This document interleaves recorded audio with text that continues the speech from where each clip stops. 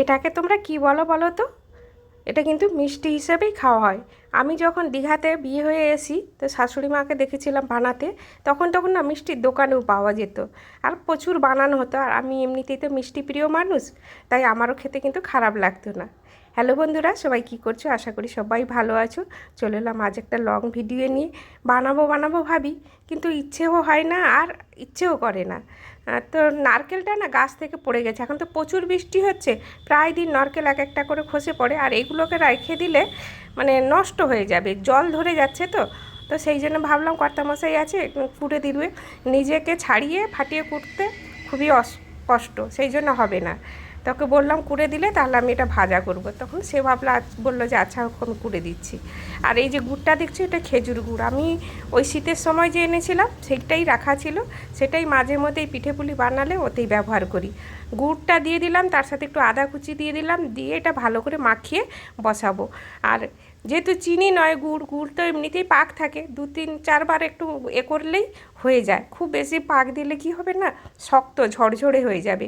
যেহেতু এটা শুকনো টাইপের, তো বেশি ঝরঝরে হয়ে গেলে না খেতেও ভালো লাগবে না। এই যে হয়ে এসছে। এবার বলো, তোমাদের ওখানে কি এটাকে পাওয়া যায়? কি নামে বলো চেনো, আমাকে কিন্তু কমেন্ট করে জানিও। আমরা এখানে এটাকে সাতপুরি বলি। সাতপুরি এক একটা এখানকার নিয়ম আছে। মানে অমাবস্যাটা এখানে বেশি করা হয়। যেরকম অমাবস্যাকে এখানে বলে না উঁয়াস, তো সাতপুরি উঁয়াস, সরু চাকলি উঁয়াস, মানে ওই দিনে এইসব পিঠে পুলি এগুলো হয়। আগে মা যখন ছিল মানে পারতো, এখন তো নেই। এবার আমরা একা একা হয়ে গেছি, ওই জন্য আমাদের আর সেই সেই সেই এগুলো আমরা ধরে রাখিনি, চেষ্টাই করিনি হয়তো, এটাই বলতে পারি। তো তখন কিন্তু প্রত্যেক অমাবস্যায়, মানে এই যে যেরকম আমরা বলি না শয়ন একাদশী, উত্থান একাদশী, এই রকমও কিন্তু এখানে ওই একাদশীর সাথে সাথে অমাবস্যাটাও পালন হয়। তখন ওই দিন কিন্তু এগুলো ব্যবহার করা হয়। এদিকে আমার রেডি হয়ে গেছে, নামিয়ে আমি একটু এলাচ থেতো করে গুঁড়োটা দিয়েছি, শুধু কালো এটা খোসাটা দেইনি। আর এদিকে আমি ময়দাটা মাখিয়ে পুরো লেচি কেটে লুচির মতো করে বেলে নিয়েছি। তবে এটা আমি তেল দিয়ে বেলিনি, তেল দিয়ে বেললে তাহলে এই চিটটা হবে না। আমি বেলেছি ময়দার গুঁড়ো দিয়ে, বেলে আগে রেখে দিয়েছি যাতে এক্সট্রা গুঁড়োটা যেটা না ওর মধ্যে টেনে যায়, আর যেন না থাকে। থাকলে কি হয় না, তেলটা পুরো কালো হয়ে যাবে।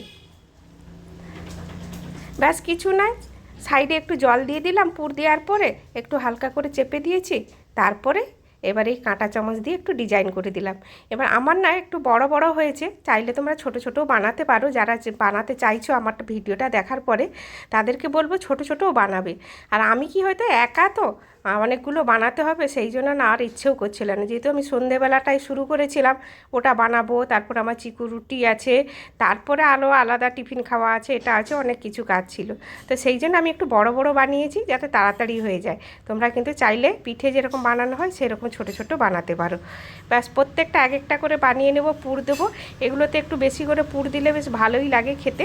আর এই যে ডিজাইনটা করা না এখানে, এটা পিঠের মতো না মুড়ে দিলে কি হয়, তোমার ভাজার সময় না ভিতরটা কাঁচা থেকে যাবে। তো সেই জন্য এই রকম মানে এরকম পাতলা এরকমভাবে মেলানো থাকলে বেশি ভালো হয়। তো এক এক করে যতটা পুর আছে আমি ততটাই বানাবো, তার বেশি বানাবো না। যেটা বেশি হয়ে যাবে সেটা লুচি হবে। আর একটু ভর্তি ভর্তি করে দিচ্ছি, তাহলে বেশিগুলো অনেকগুলোও হবে না। এই যে আমার সব রেডি হয়ে গেছে, কেমন দেখতে লাগছে বলো? আর একটু ছোটো ছোটো করলে বেশি ভালো হতো না? তো নেক্সট টাইম যখন বানাবো সেরকম ছোটো ছোটো বানাবো, একটু বিকেলের দিকে বসবো, সময় নিয়ে বানাবো।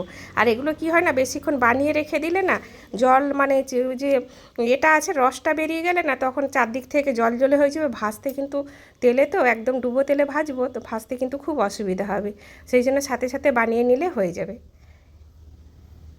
এদিকে তেলটা দিয়ে দিয়েছি, সাদা তেল দিয়েছি, গরম হয়ে গেছে। এটা অবশ্যই সাদা তেলে হবে, এটা সর্ষের তেলের না। সবাই জানো লুচি ভাজা যেরকম হয় সেই রকমই হবে। এবার তোমরা কে কীরকম খেতে চাও, কেউ যদি মুচমুচে টাইপের খেতে চাও তাহলে মুচমুচে টাইপের ভাজবে একটু কড়া করে, যে কেউ যদি হালকা খেতে মানে লুচি যেরকম খাওয়া হয় সেরকম খেতে চাইলে সেরকম ভাজবে। আর কিন্তু লুচির মতোই এতে ময়াম দেওয়া আছে, মানে তোমার নুন চিনি, তার সাথে সাদা তেল বা ঘি, যে যেটা খেতে পছন্দ করো সেইভাবে মাখিয়ে যেরকম লুচি ভাজা হয় সেরকমই ভেজে নেবে। প্রথম প্রথম যখন এসি মা যখন বলে সাতপুরি বানাবো, আমি তো অবাক হয়ে গেছিলাম, সাতপুরি বলতে কী বোঝায়, তখন কিন্তু জানতাম না। তারপরে অনেক কিছু, মানে আমি 30 বছরের বেশি আমার বিয়ে হয়ে গেছে, তা আমি প্রথম 7 বছর শাশুড়ি মায়ের সাথে কাটিয়েছি। সেই 7 বছরের অভিজ্ঞতা যদি বলি, তখন কত রকমের পিঠে, কত কি সমস্ত কিছু এখান থেকে শিখেছি। আমি কিন্তু আগে শুধু পুর পিঠেটাই জানতাম, আর কোনো কিছু জানতাম না। আর যত রকম পিঠে পুলি সব এখানে এসে, সেই পাটিসাপটা থেকে শুরু করো, সরু চাকলি, আর হচ্ছে যে আরেকটা কি মোটা মোটা পিঠে হয়, ভাপা পিঠে, এই সমস্ত কিছু। চলো এক এক করে সব ভেজে নিয়েছি। কেমন হয়েছে তোমরা কিন্তু বলো, তোমরা কিন্তু বানিয়ে দেখো, দারুণ লাগে খেতে, মিষ্টি মিষ্টি যারা পছন্দ করো। আর ভিডিওটা যদি ভালো লেগে থাকে অবশ্যই একটা লাইক কমেন্ট করে দিয়ে পাশে থেকো। সবার জন্য আগাম ধন্যবাদ রইল। দেখতে পাচ্ছ কতটা সুন্দর লাগছে ভিতরে পুর দিয়াটা। মিষ্টি যারা পছন্দ করো তাদের জন্য তো এটা একটা ফেভারিট হতে পারে। চলো আজকের মতো টাটা, পরের ভিডিওতে আবার দেখা হবে।